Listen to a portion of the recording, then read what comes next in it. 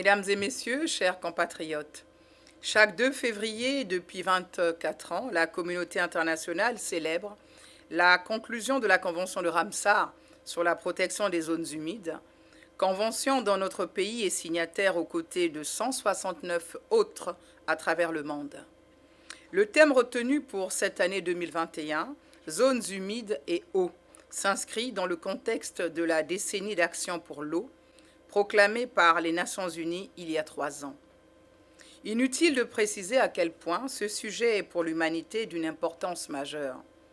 Au Congo, comme partout ailleurs, les zones humides jouent un rôle crucial dans le cycle de l'eau. Si les océans et les forêts sont souvent comparés aux poumons de la planète, les zones humides en sont en quelque sorte les reins. Elles agissent comme des stations d'épuration des eaux douces et comme des réservoirs de véritables filtres naturels qui nettoient notre eau des matières minérales et organiques, participant ainsi à l'amélioration de leur qualité. La conservation et l'utilisation rationnelle des zones humides, lesquelles sont en outre des sites exceptionnels de biodiversité, ainsi que de fournisseurs de plantes médicinales en lien direct avec notre santé, sont donc indispensables à un mode de vie et de production durable. Mesdames et messieurs, chers compatriotes, notre pays dispose fort heureusement de ressources en eau en quantité suffisante.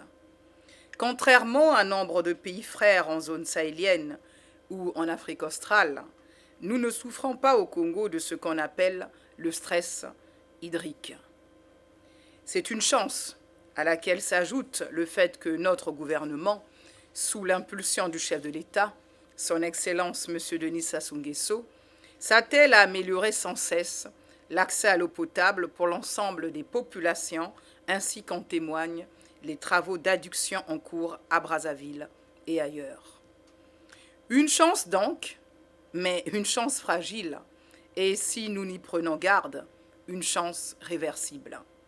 À travers le monde, en effet, la pression exercée sur les zones humides par l'activité humaine ne diminue pas. Ces zones sont de plus en plus réduites, isolées, fragmentées, au point que leur sort s'ajoute à la liste des grands périls environnementaux, tels que la destruction de la couche d'ozone ou la diminution drastique de la biomasse. Notre pays n'échappe pas à ces menaces. C'est pourquoi il est impératif pour nous de respecter et de protéger les 14 sites congolais inscrits sur la liste des zones humides d'importance internationale au titre de la Convention de Ramsar.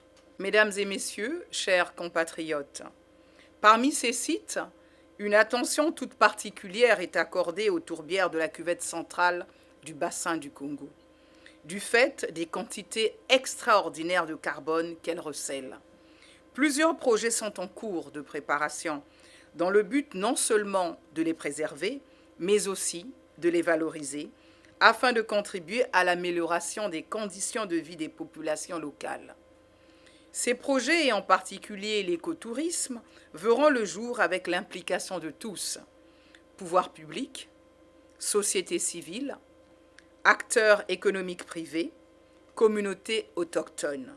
Est-il enfin besoin de rappeler que nos zones humides seront d'autant mieux préservées que nous serons conscients du lien étroit qu'elles entretiennent entre la forêt, dont la gestion durable est indispensable à leur bon fonctionnement. Mesdames et messieurs, chers compatriotes, des rives de l'Ubangi aux rives de l'océan, du mont Nabemba aux berges du fleuve Congo, les zones humides dont dépend la qualité de l'eau que nous consommons chaque jour sont une part essentielle de notre patrimoine naturel. Les tarir ou les polluer, ce n'est pas seulement porter atteinte à cette source de vie qui est l'eau, c'est aussi remettre en cause les atouts majeurs de notre pays aux yeux de la communauté internationale, inlassablement portés depuis des décennies par le président Denis Sassou Nguesso.